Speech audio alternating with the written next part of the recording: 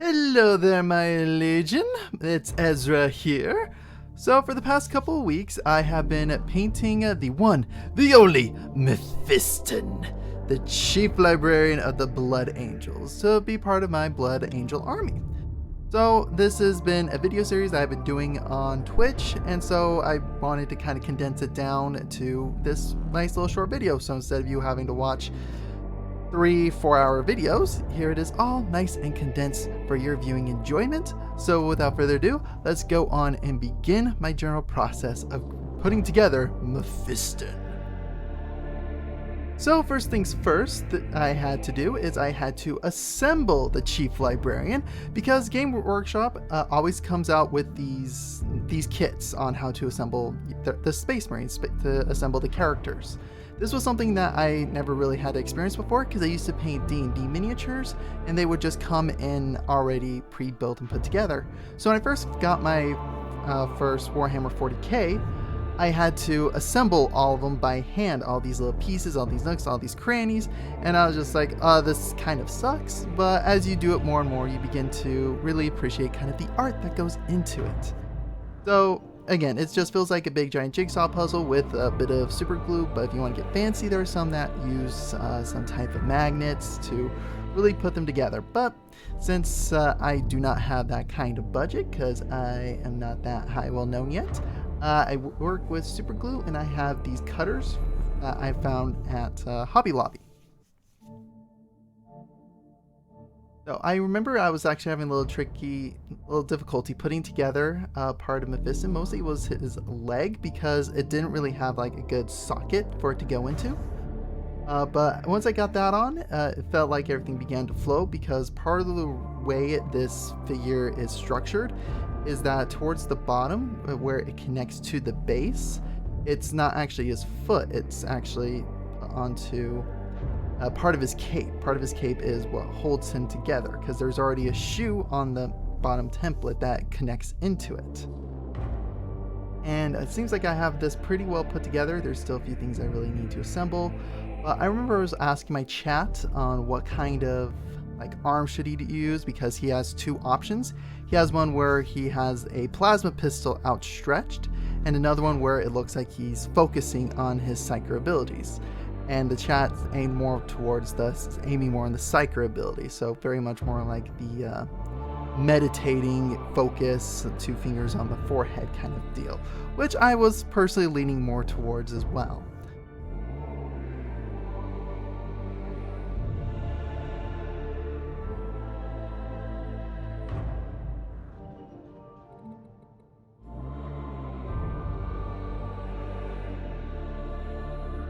And I do have to apologize that sometimes when you begin working with this, and with the one camera that I have, I slowly kept on bringing it back towards me, which slowly brought it out of the camera angle, camera light.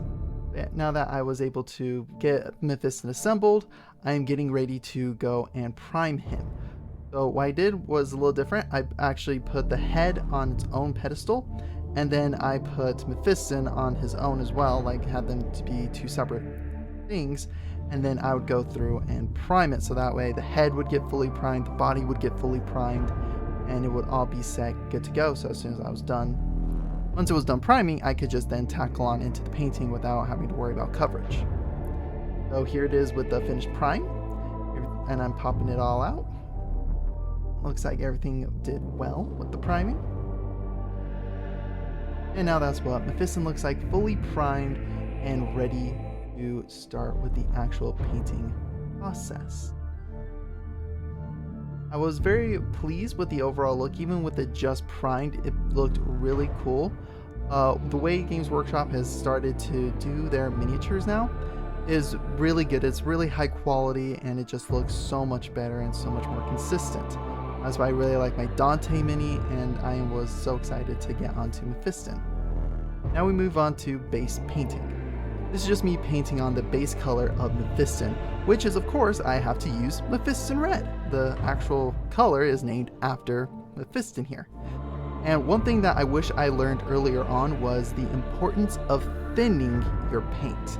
I went all these years without thinning my paints, and don't get me wrong, most of my minis do look pretty good in my opinion, but when it's thinned out, it gets all those little details, all the rivets, and especially with some of the more Warhammer characters where there's just so much fine details in the model itself, you need to thin those paints to get those to really pop and really to shine. Right now, as you can see, I'm just laying on a not thick coat, but just plastering all Mephiston in his Mephiston red. Gotta get all the nooks and crannies, I gotta get underneath his robe, I gotta get on his armor, I gotta get everywhere that's Mephiston that is going to be red as the base color. My approach with Mephiston, the overall concept was a little different than what is stereotypical. Mephiston is usually you just paint him in his Mephiston red, add the shades, add the hues, add some of the detailing colors, but mostly if you're trying to keep him closer to the book, you keep him red, blonde haired. I wanted to take a slightly different approach because right when I got him, I was listening to some of the stories about Mephiston, because Mephiston has always been a main character that I just absolutely love in Warhammer 40k, because within the Blood Angels they have a curse that they have to overcome, a genetic flaw known as the Black Rage. And Mephiston has not only conquered it once, but twice, and that is just unheard of in the Blood Angels. So that's why he is so revered and just so very overpowered in Warhammer 40k.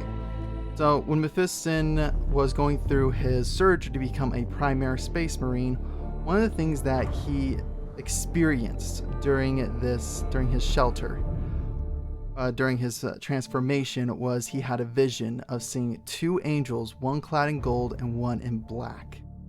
And these are supposed to represent the two sides for the sons of Sanguinius.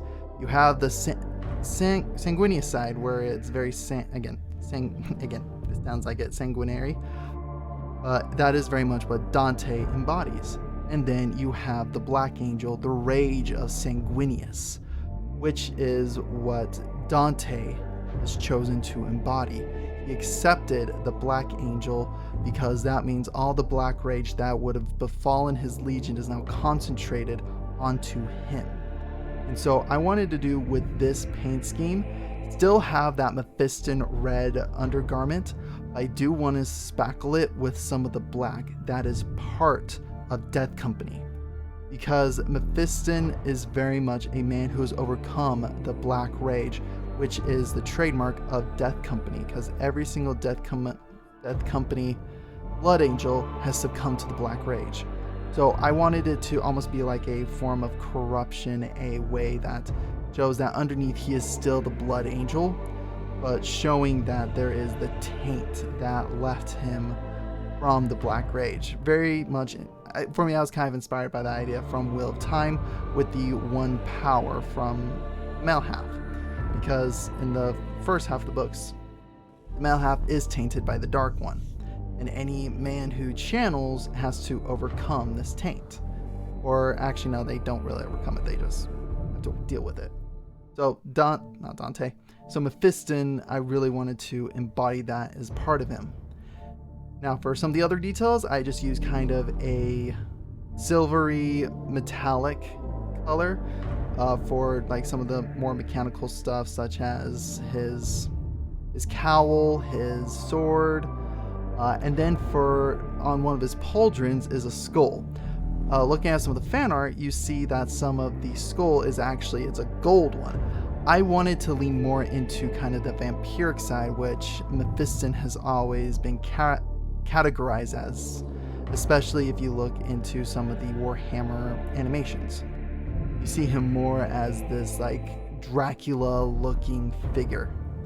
So I wanted that skull to really kind of embody that kind of undead kind of vibe. So I went with more of the screaming skull white. And of course, for the detailing, I had to put in a bit of gold, because that's just another thing with at least the color scheme for the Blood Angels. It's always red and gold. And so I wanted really the details to have this gold be part of it. Not just because of the way it looks, because it looks fantastic, but when you also begin looking at circuitry, one of the main metals that's used could be either bronze or gold, and gold is actually a better conductor of electricity. And now I went in and put in some of the blue because I'm now trying to instill some of the psyker energy that courses through Mephiston, because Mephiston is one of the top psychers. He is not the top psych, the very top psyker, but he's one of the best psychers within the 41st millennium. Of course, like, oh my god, let's see. Ahriman is the top one in my opinion, but Mephiston can still very much hold his own. But I believe this was me just showing off the miniature before I concluded this video. But as you can see, there is a lot of great detailing that I was able to start putting in. And actually what I did off stream was I painted Mephiston's head, because I felt that one was already going to be nitty gritty to begin with. But I wanted to be able to get that one done in my own time without kind of the pressure from it being on stream. Then I went through and did some cleanup where any of the little details that where paint accidentally went overflowed. I wanted to go back through and just kind of touch that up as best as I can. In fact, I'm still trying to touch up some of those areas. But I think the overall final result is very good. Started doing some of the detailed work on his chest. I really do like using the gold to really help accent part of his armor. It really helps make it pop and gives it that extra three-dimensional quality, as you kind of see here. And now I have assembled Mephiston's head, and now this is what Mephiston looks like at this current point, right before I started doing some of the detailed work on it.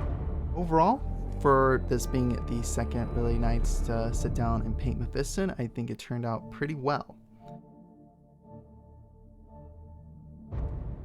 I am now just going back through and doing a matte black for the cape, which you can still see is still shiny because it's still wet. The overall look that this has been given looks really good between the black and the red, and that is very much kind of showing the conflict within Mephiston with the Black Rage and him being a blood angel. Now we are moving on to the detailed painting. This is where I will be painting the more details, like whether that be shading, whether that be some of the nitty gritty, really small details that really make up this miniature. So first thing I know I start off with is getting the blood drop symbol that is the symbol of the blood angels. Once that has been put in and I've gone all across it, I believe I move next onto the vials. And of course, gotta always thin the paints. I use a mixture between the Citadel paint and Army Painter. I really do like Army Painter for my blacks and whites because it's a little bit easier for me to control. And I moved on to the Skull Pauldron to really give that skull the black, dark sunkenness, really make the skull come alive. Now we moved on to the vials, which the vials are a very small, finite detail that is very important to Mephiston's character because this is blood where he can, I believe, either store his gene seed or it is the blood from the time he conquered the Black Rage. Now I was moving on to shading, just mixing paints to try to get the right color is always one of the toughest parts, whether that be for miniature painting, watercolor painting, just any type of painting in general, mixing colors to try to get the right shade, whether that be lighter, darker. It's always tricky to do, it's tricky to handle. And then we moved on to the sword, did the sword hilt, and then the sword blade is just that silver paint. Now Mephiston overall is beginning to really come together. Some of those little details that you can see are really starting to pop. Whether that be on the sword, whether that be on the chest plate, the teardrop, blood drop. Now this is where now we add some of the more fun elements, the fun details to Mephiston, because right now this I would almost classify as detailed base coloring, because there's really no shades added yet, there's been no real depth to add to it. And I don't like personally going too crazy in depth with shading, because sometimes you just want the light to do it for you. no matter where you go, the shading in it is automatically going to be kind of circumstantial. So there are simple ways I try to accomplish this, but mostly I like doing a dry brush technique. I went with the dry brush to start doing the black corruption, because I don't want the black corruption to overwhelm the red. But I do still want it to be like it's part of Mephiston's core.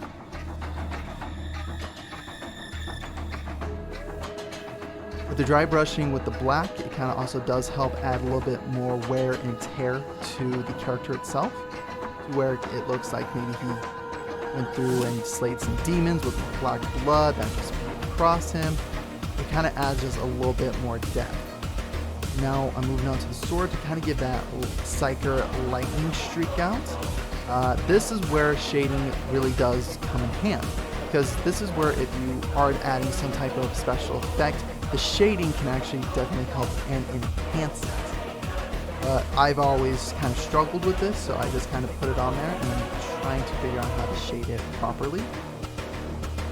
But yeah, I just haven't had the time or patience to really finish with that kind of shading onto Mephiston. A lot of this has been me going through, doing some touch-up, adding that little bit of extra shading to it, and just removing some of the excess dry brushing that I had done before. This is where it's really now just kind of cleaning up, getting rid of some of the over brush strokes that I have done to really try to help make him look a little bit cleaner and more put together.